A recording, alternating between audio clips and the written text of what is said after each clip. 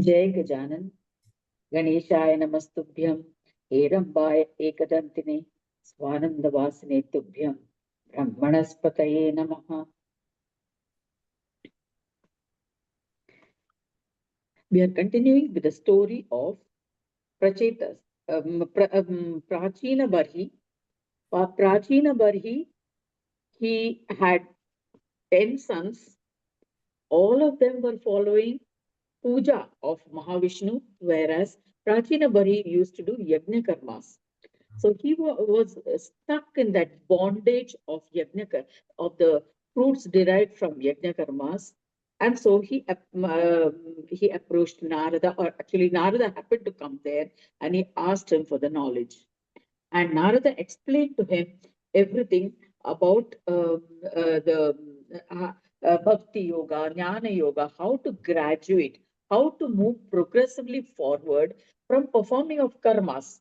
Merely karma will not get you anywhere. So, with that, he imparted this knowledge, and he also imparted the knowledge of the chitta vrittis, the mind, the vagaries of the mind, the varying tendencies of the mind. Kshipta, Moda, Vikshipta, Ekagra, and Niruddha. That is from progressively from um, getting attracted to certain things, getting a choice, getting attached, confusion, that is Moda. And then you have occasional distractions between attraction to objects and realization that you are getting attracted. That is an awareness, developing an awareness. Once that awareness develops, you can have a focus. That is, you can develop a single pointedness of the mind. So you can focus on one particular thing or a few things that you want to achieve and thereby achieve success. And then when success becomes a habit, you get so used to success, planning out and attaining it. Then you start get refraining from that. That is, you say, okay, this is very natural. It's coming very naturally to me, so it doesn't attract you so much anymore. So then you start getting rid of it, or you start observing restraint of the mind, restraint of your actions. That develops a niruddhi buddhi, and then that progresses into detachment. So so many people say, I'm not able to be detached. People say be detached, but I'm not able to get detached. um, uh, but then this is it cannot be an overnight achievement. It has to progressively, that is, you must get involved with what you do. Then only you'll be able to retract from that from going further into it. You get involved and then you realize the futility of it, and then you will start withdrawing. So that is how you develop that kind of this, and that habit develops through sakshi bhava, by a witness attitude. When you develop a witness attitude, then only you realize that you're doing this. Otherwise, you're so into it that you don't even realize that you are into that entanglement. You don't realize that you are caught up in that. So unless you stay away from it, you look at it from as a third person, and you also acting your part in it, then you'll be able to know that this is what you're into, a never ending cycle. So it is a continuous pattern, and you are, if you want to extract yourself from it, you have to observe it through a witness state, and that is a practice of meditation. We practice to develop that state by observing our breathing slowly. When we keep observing our breathing and how the pattern is happening and what its impact on our body, we get out of that control of the mind, and then we can control the mind. So that is all the process. That is where our effort is required. Even that effort is not really an effort, merely an observation. Even mere observation, developing that muscle of observation, develops that awareness, attention, sakshi bhava. So we move from Prachiti's story. Prachiti, sorry, Prachina Barhi, he attains enlightenment from by practicing whatever Narada told, observing himself, and finally he went to he handed over his kingdom to his sons. That he had 10 sons, Prachetas, who collectively were known as Prachetas. He handed over the kingdom and he went to the forest and practiced penance for years and years, finally attained union with the sublime by practicing that step-by-step path which Narada had taught him, and he became Brahma Bhuyatva, that is union with the divine, and he attained moksha, liberation. Then we come to the story of his sons. That is, his son, he had 10 sons. They were worshipping Vishnu.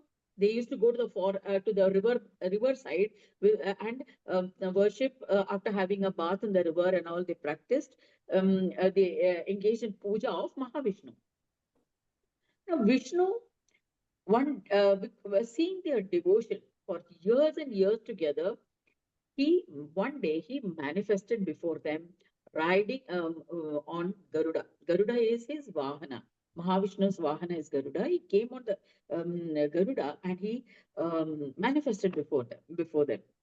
So they were happy. They was extremely happy looking at him, and they chant one prayer to Mahavishnu. So if you look at we have been looking at the extolling the praise of Ganesha. Now, well, let's look at the prayer or the composition by this Prachetas for Mahavishnu.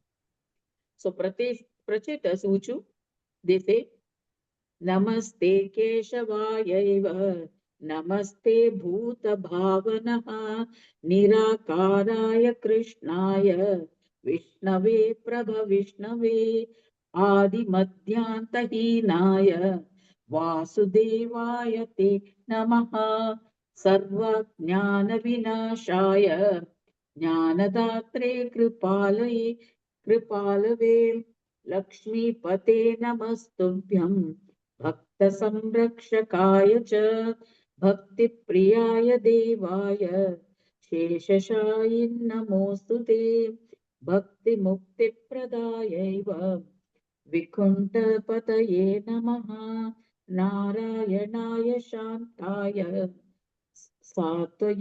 सत्त्वयुक्ताय ते नमः वयं सपितरो धन्य यै प्रदुष्टे जनार्दन वरं देहि विशेषेण सृष्टिसामर्थ्यदायकम्. So they pray to him, "Oh Mahavishnu, now if you are pleased with our penance, if you are pleased with our austerities, our worship, then give us the ability, the skills, the samarthya for the creation of whatever activities we may do in this world in future." So we feel blessed that by your presence, they worship him as the Supreme Himself, Nirakaraya, including Adi, Madhya, Antahinaya. All of them, you neither have a beginning, a middle, or end. For all purposes, whoever is your deity of worship, favorite deity of worship, that becomes the Supreme. So for those who are Vaishnavites, those who are worshippers of Mahavishnu as a Supreme Being, for them, Vishnu is everything. So he is the Supreme Being. So in that way, like to Lakshmi Pate, they worship, they sing this praise. Vishnu was pleased with this prayer, and he blessed them. He says, may you be prosperous, may you have all the skills." He blessed them with all the skills necessary for carrying on the activities of the ruling their kingdom. And he also blessed, saying that this prayer that you have sung in praise of me will grant all fruits to those who chant these prayers. Anyone who reads or listens to it will receive my prasada, blessings, and all kinds of enjoyment. So, seeing this blessing them with this, Vishnu disappeared. Now, Prachetas, they went back to their ashram where they were staying and performing this puja and everything. Then, now they realized that since their father had left, to the forest for meditation, they had to return to the kingdom to take over the kingdom. So on their way, they found on their way back, these people were staying near the river and they had made one hut there and they were staying there. Now they were on their way back. On their way back, they found a lot of difficulties.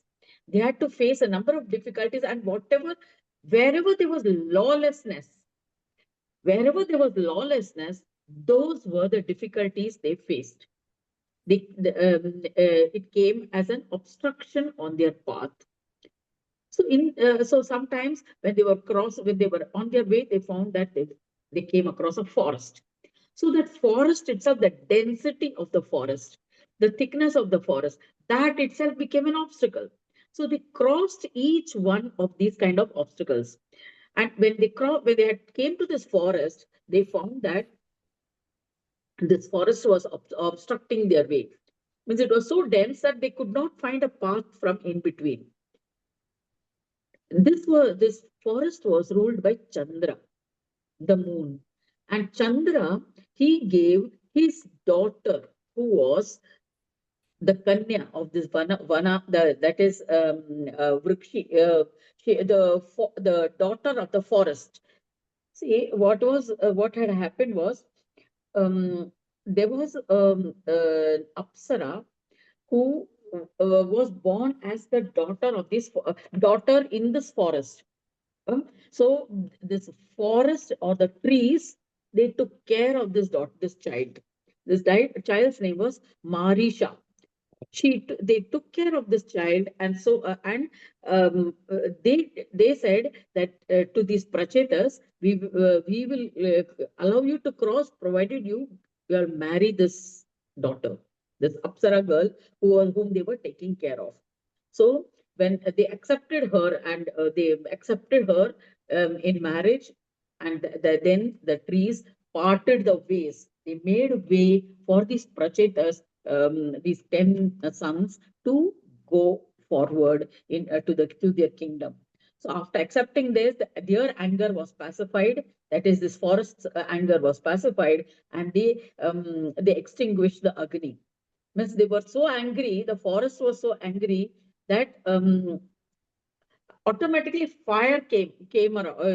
This uh, they It broke out. So when they took this daughter as their wife, I mean, they accepted this daughter, then a pathway came for them to move forward. So the sons of Prachibari, after they arrived at the kingdom and they took over the kingdom, and they took care of all the subjects in their kingdom as though they were their own sons. So these sons, so now Mudgalacharya is narrating to Daksha Prajapati, O Daksha, these 10s of Prachina Barhi, whose wife was this Marisha, as a result of the curse. See, this Daksha, he's telling Daksha, you were born to this Marisha. Now remember, this was after, like in this particular Manvantara, where you remember the Prithvi, where Prithvi through Prithvi, this whole of creation happened. After that, the Daksha Prajapati. In every Manvantara, there will be a new Daksha Prajapati. In the first Manvantara, Daksha Prajapati was the Manasuputra of Brahma himself. But in this Manvantara, the Daksha Prajapati was born to Marisha from these 10 sons. And he, as a result of the curse of Rudra. So, but then, because of even then, Daksha Prajapati, you had that luster, a divine luster in you. And so, because of that luster, people still think of you as son of Brahma only, not as a Daksha Prajapati, son of Marisha and his Prachetas. So then this Daksha Prajapati was coronated, and these Prachetas, these 10 sons, They all once again went back to the forest because they were already interested only in puja and austerities. So after when Daksha Prajapati became big, they handed over the kingdom to Daksha, and they proceeded to the forest and started worshipping Ganesha. And again, the knowledge of Ganesha was given to them by Narada. Narada only came there, eminent Muni Narada came there, and they told him, "O Prachetas, what do you desire now?" So the Prachetas, these 10 sons, they had worshipped Mahavishnu, but they were only give. What did they get from Mahavishnu? They got boons for ruling the kingdom well. They had all joys, happiness, enjoyment, satisfaction, but nothing more than that. So they said, "We want peace now." So Narada came and gave him the knowledge. For knowledge of peace, you have to worship Ganesha. Then only he only is the master or lord of Shanti Yoga. That is, he himself is the very embodiment of yoga. And unless you know about this Shanti Yoga, you will not get peace. So then Narada imparted to the kings about Shanti Yoga. He says, "O king, Ganesha is proficient in yoga. He is the supreme Brahma. He is referred to as Shanti Yoga itself. So sing the glory of Ganesha. Meditate on the Ekakshara mantra or any mantra of Ganesha, and then and get that knowledge, understand, imbibe that knowledge. So you may have all the knowledge. The knowledge is that chittas are there, chitta vrittis are there, that is chipta, moda, vikshipta, all this vagary changing nature of the mind, getting attracted towards object, getting involved in the objects, and then realizing that that's the limit. There's nothing further than that in that. And then refraining yourself, restraining yourself, all these processes, once you pass, you will attain a state of samadhi. Samadhi is a state of meditative union. In a state of meditation, you are temporarily detached, you're temporarily separated from material objects, and you get united with that unmanifest form, that which cannot be seen, heard, touched, felt, or anything. And that is called is a state of samadhi. So when that samadhi state is achieved, you can get a knowledge or an experience of the beingness of that divine. So he tells this process, and he says, whatever you see, whatever you may be engaged in, whatever you may get happiness, joy, fulfillment, satisfaction, everything is there, but they're all Maya. Maya means which is continuously changing, evolving. It is illusion. Today you might think this thing might appear like this, but that same thing might appear something else to a different person. So it is not the actual reality. So when reality itself is so different for different people, for each person, then what is the reality? How can we the word reality apply to it? What is reality in reality? So when you question like that, you will ultimately reach a state of absolute reality, which is the same for everybody, irrespective of the experiences of everybody else. So when you reach that state, it is the state of Heramba, Gajanana, Heramba, Heramba. And then, so in the after giving this knowledge, Narada's just he was so lost in that sound of Heramba, Heramba. He chanted that name and he proceeded away again back on his travels across the universe. So Prachetas, after listening to this knowledge from Narada, they selected a particular place for their meditation. They prepared an idol of Ganesha and sat in front and then chanted on the name of Ganesha, and um, uh, they became peaceful in the end. And ultimately, they united with Ganesha Brahma. So this was the 27th chapter, the legend of Prachetas, in the second part of the Purana Upanishad, Srimad Mudgal Puran, Khand 2. We shall see the story of Kashyapa, next. So in this particular story of in this particular khand, we are seeing the various legends of Ekadanta. Ekadanta Gajanana's in Gajanana's incarnation as Ekadanta. In next we shall see his incarnation in the house of Kashyapa Muni, Rishi Kashyapa.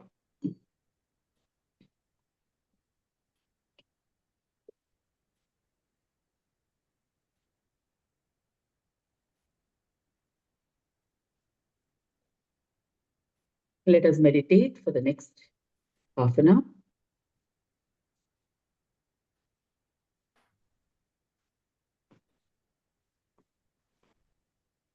Relax into yourself. See that your feet are firmly planted on the floor, spine erect, eyes gently closed.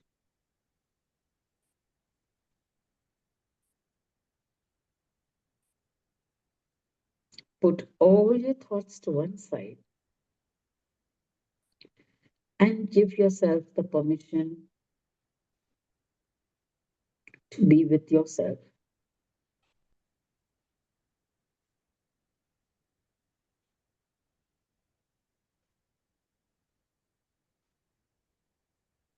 Bring your attention to your breathing.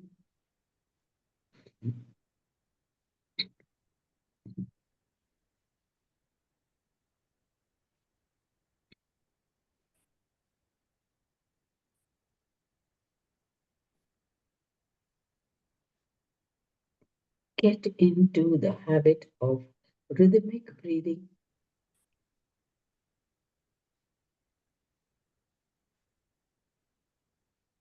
Count 1 to 10 as you inhale and 1 to 10 as you exhale. Get into the flow of your breath as it enters your nostrils, goes all the way into the abdomen,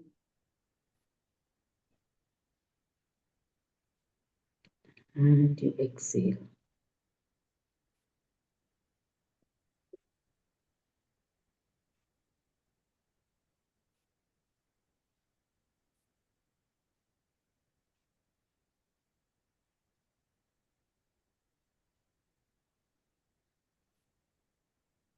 During the course of the day, we are hardly aware of our breathing. So these moments when we consciously breathe will be in touch with our awareness, our attention.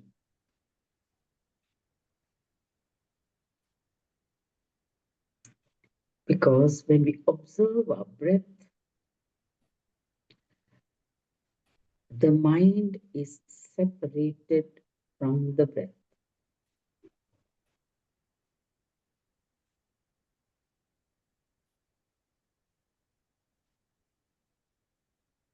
And awareness is one part of that mind which observes the thoughts in the mind.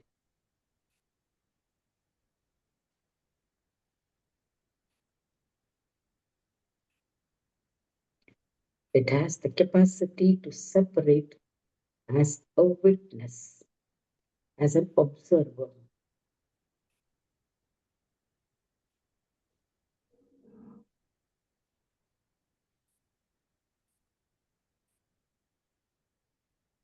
When we separate the observer from the mind, we are able to think, we are able to act and behave, respond with better control rather than out of fear.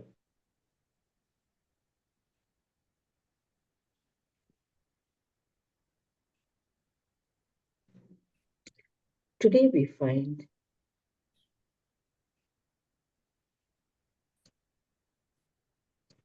we are responding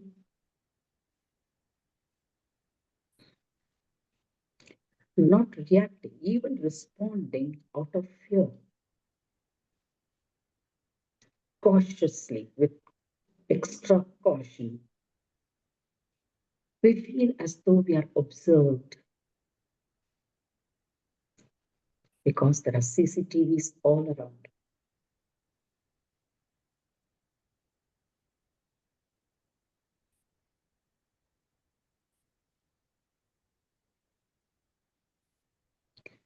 This fear of being observed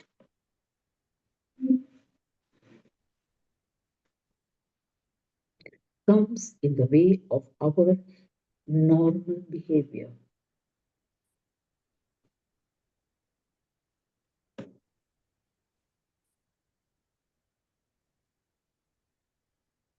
It's different from the fear of God or fear of a higher divine being. The fear of God or some divine being or a superpower is out of a reverence. It is out of respect or a certain awe of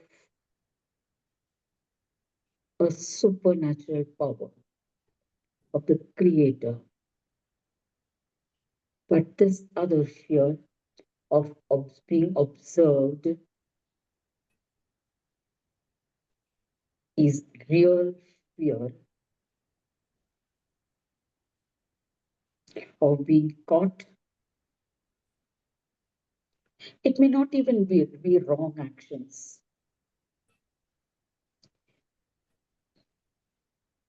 It may be even natural things that we do. But the fear of some eyes watching that has crept into our lives.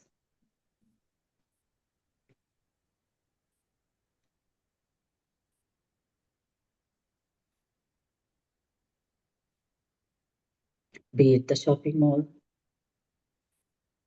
be it the housing societies, be it the roads, be it the signals. Everywhere there is a watchdog in the form of CCTVs.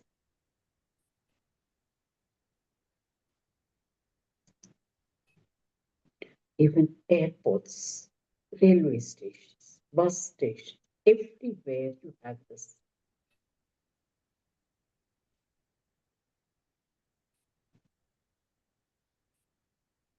It began in the West.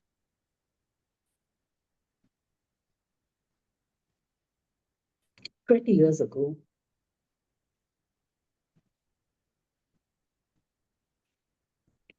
is to wonder this ununderstandable fear in the West. But slowly it has caught up the East as well.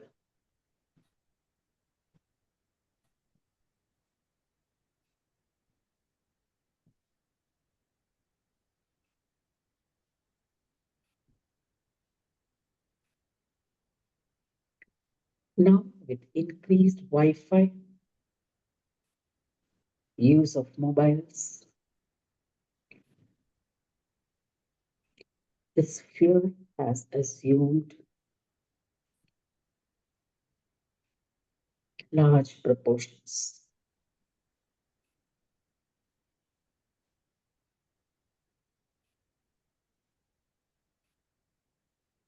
People want to remain connected to their loved ones, your friends, family.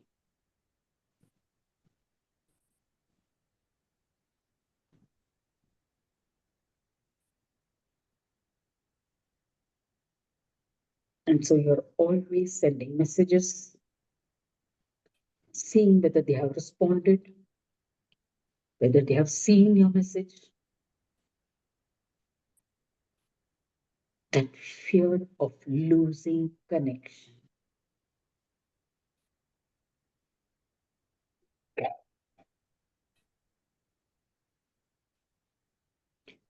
That fear of losing control over your own life, that feeling of getting lost, disconnected.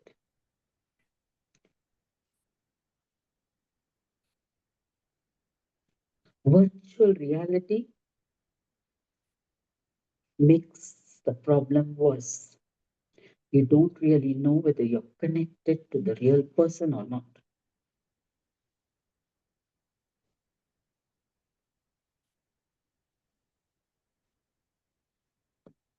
This imaginary fear has added to the real fear.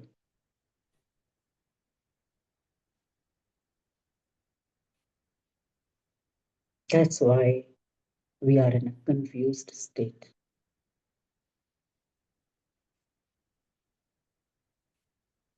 When masses are in confusion,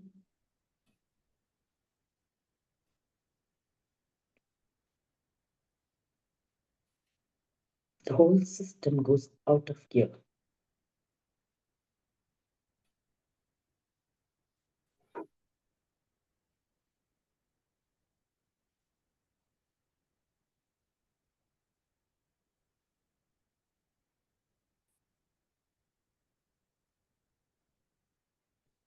This is caused by the wireless connectivity. The wireless connectivity is like electrical signals controlling your nerve channels.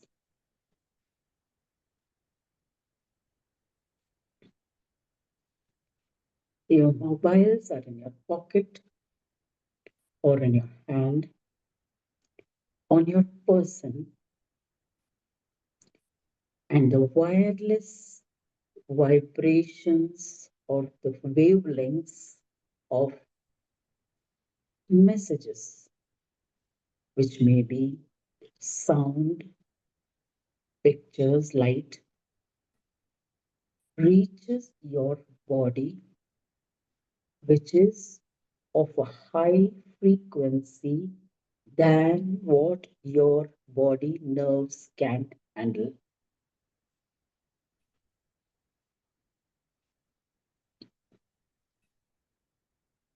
We saw in another session how our chakras, our energy centers in the body, has a certain frequency.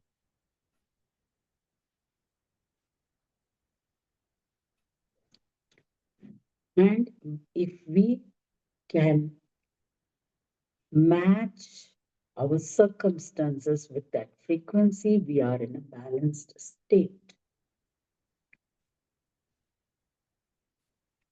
But if a frequency which is very high, very strong, coupled with our own emotions of fear,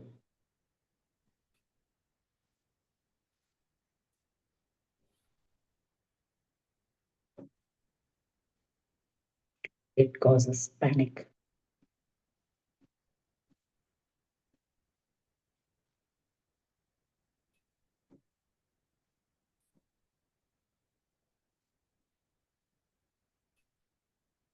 We need to protect our children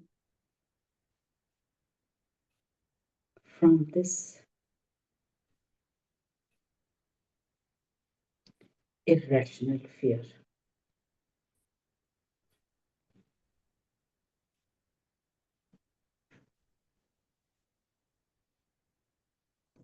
Fear makes us succumb to thoughts from a superior mind, a stronger mind, not necessarily superior in terms of values.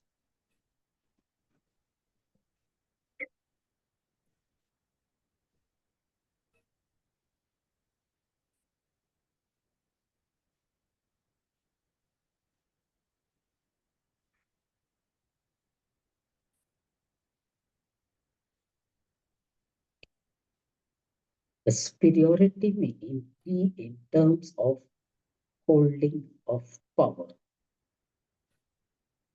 control, access, authority.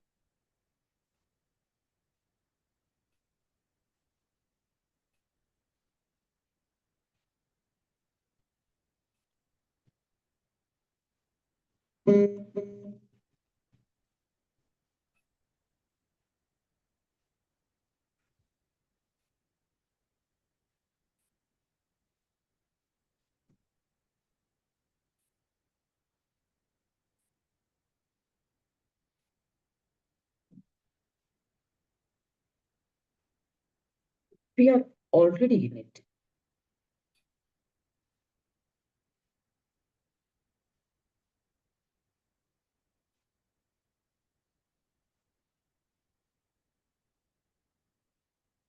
It is that entanglements that I spoke about, the guttam of all that thread, unbound thread, it needs sorting out one by one. For that, we need patience with ourselves, calmness, balance, understanding, awareness.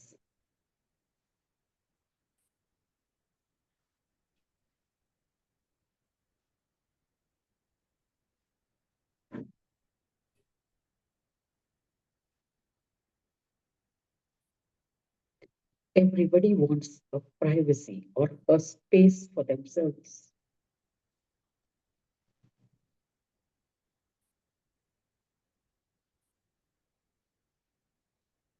a space where can be we can be free from this fear.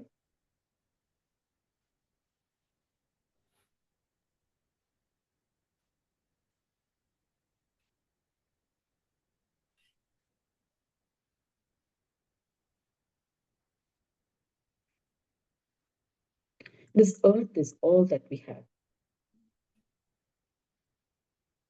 There's no running away.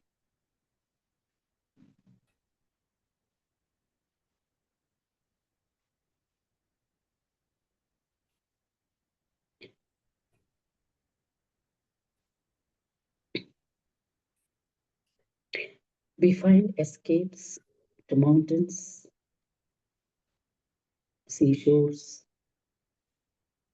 forest lands to escape this fear.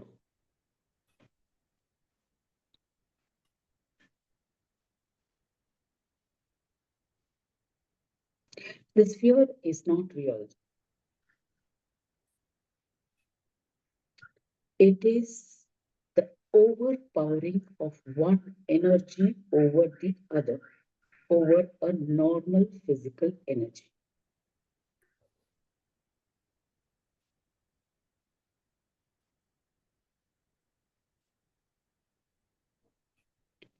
Understanding this and becoming aware of this grip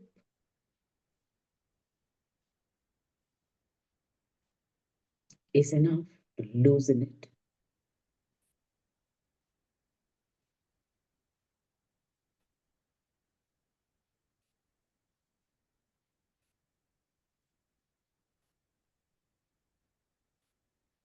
Just stand back, take a step back, and look at it, whatever is in front of you that has got you in fear.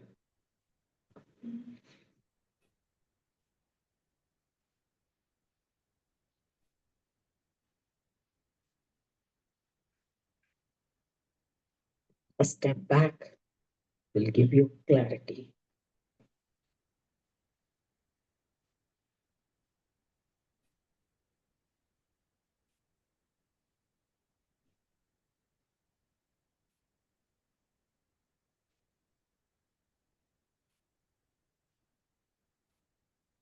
More often than not, it is somebody else's fear imposed on you. It's not your own fear.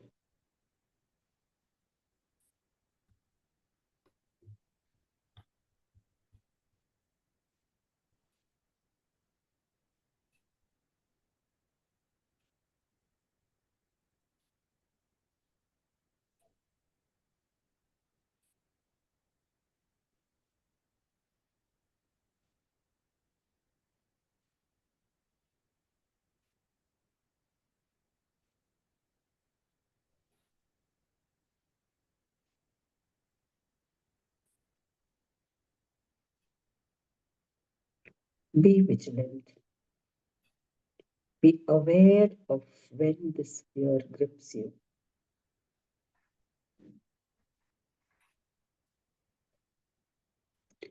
When you are under the influence of fear, more often we will agree to something which we would not have agreed in sanity.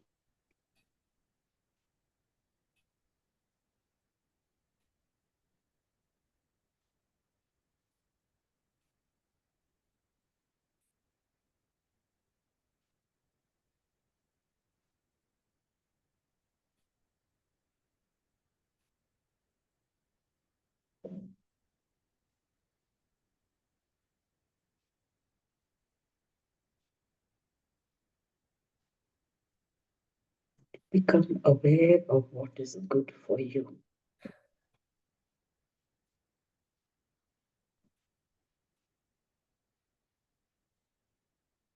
What is good for you is good for all.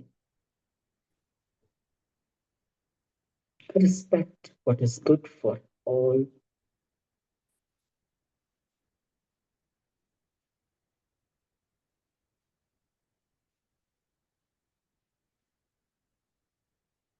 When you decide what is good for you.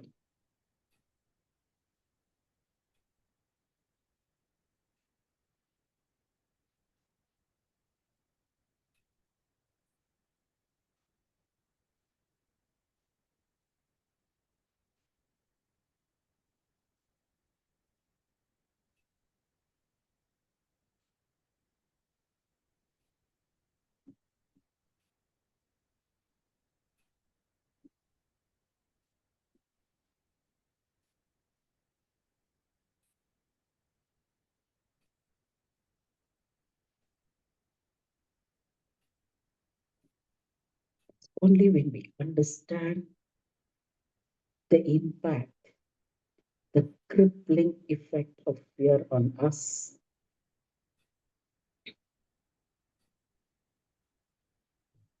and how we struggle to get out of its grips,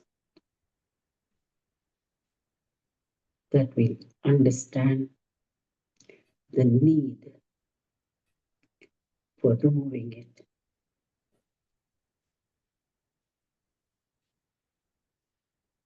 on a larger scale.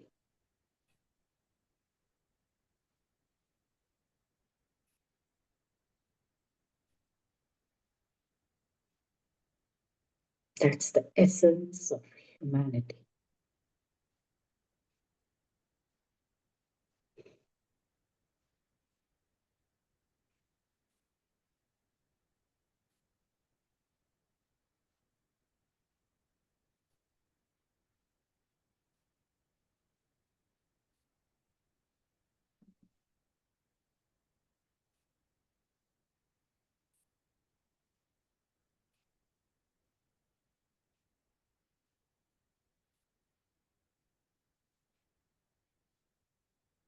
Help in relieving this fear with amongst each other, to each other, rather than adding to it.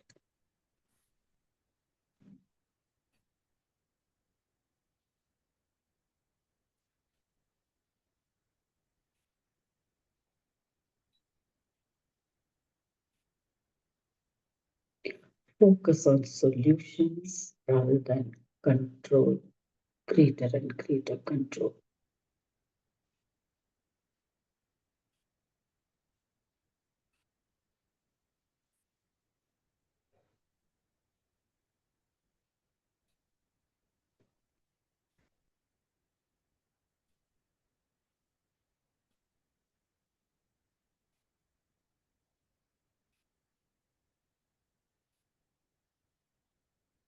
Fear can be overcome by giving confidence,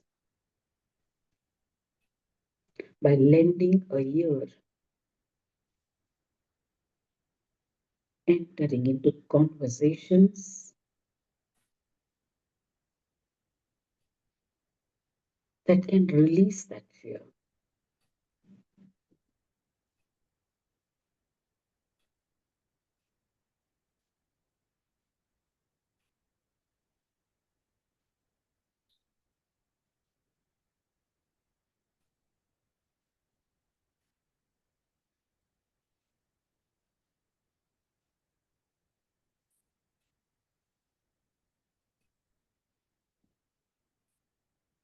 Practice downtime on mobiles.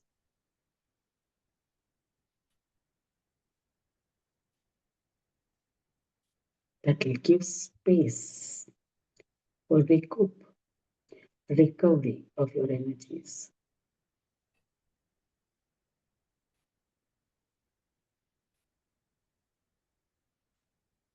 Otherwise, over time, the nerves get weakened.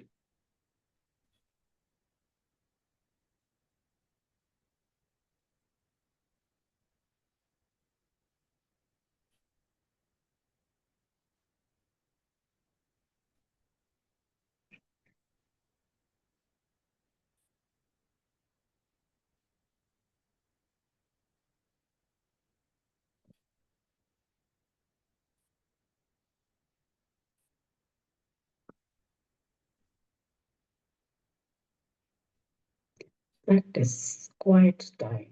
Just be with yourself, doing nothing, or reading, or just relaxing, observing your breath.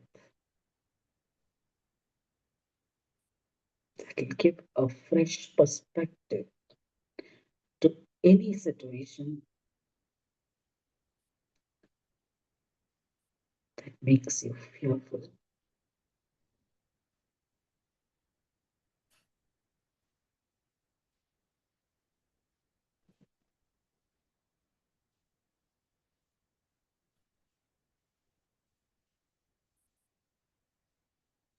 Mad rush into activity, one after the other.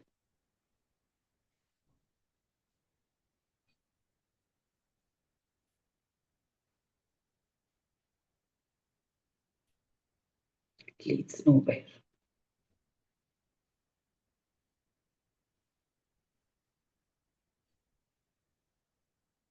That's why take a break.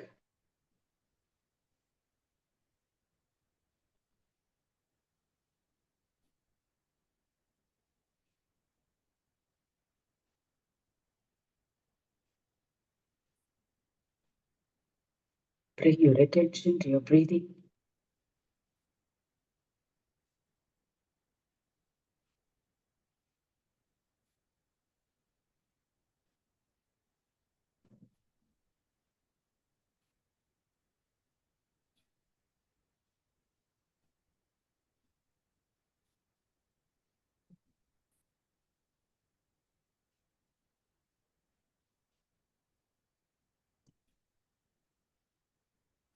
Hold the breath for 4 seconds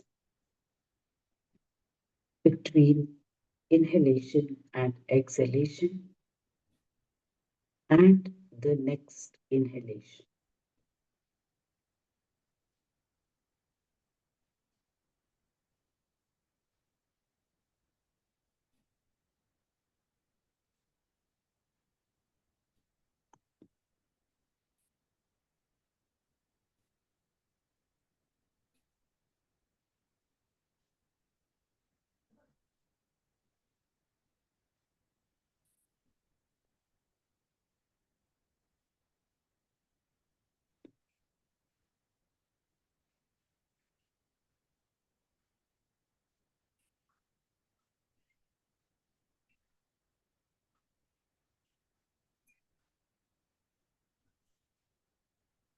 Inhale to a count of 6, hold to a count of 4, exhale to a count of 6, hold to a count of 4, and continue.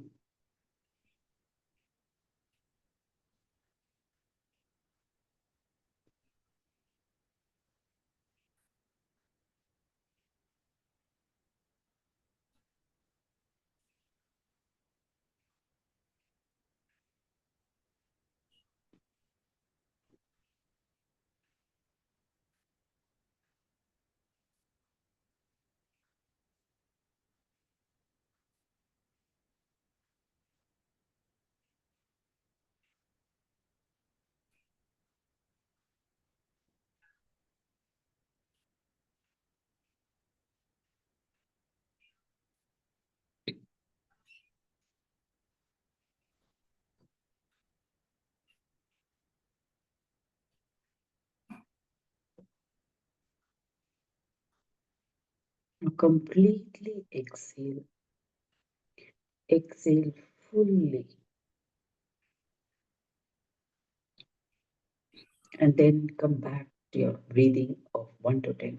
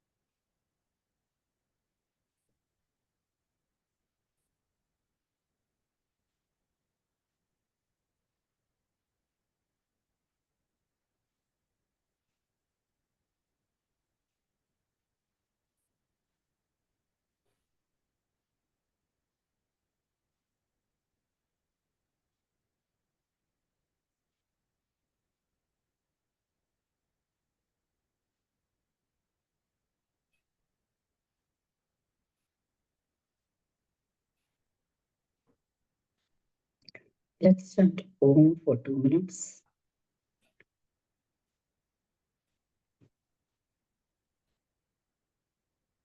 Om.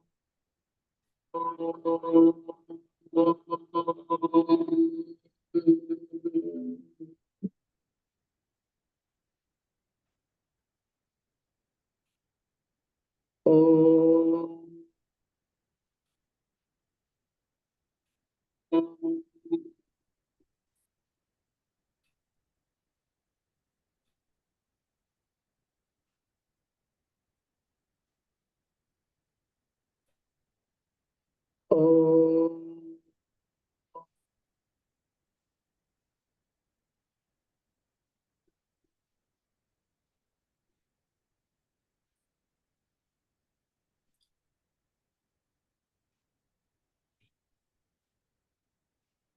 Om. Om.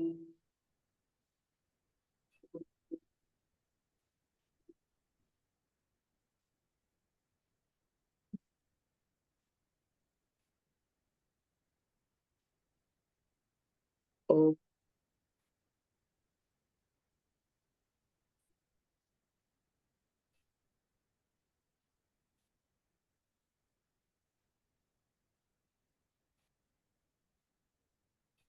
Om.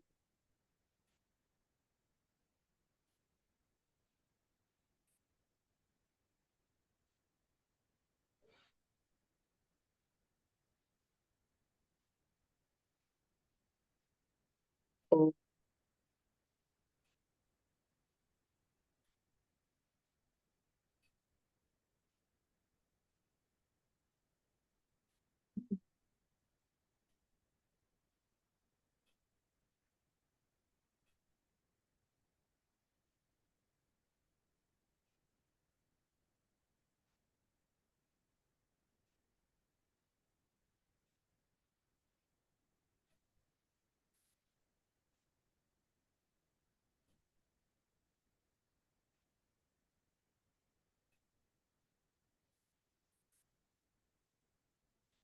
Slowly wriggle your fingers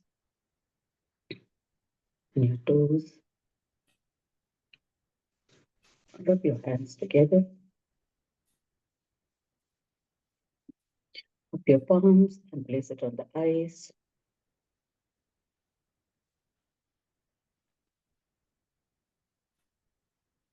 Gently rub your face and open your eyes.